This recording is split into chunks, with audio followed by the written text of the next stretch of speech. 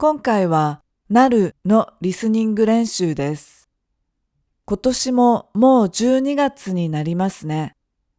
だいぶ寒くなってきたので、最近は一日中家にいます。でも、この間、YouTube でいいヨガのチャンネルを見つけたので、最近は週に3、4回ヨガをしています。ヨガを始めてから少しずつ体が柔らかくなってきました。それに前より姿勢も良くなったと思います。皆さんは健康のために続けていることはありますか？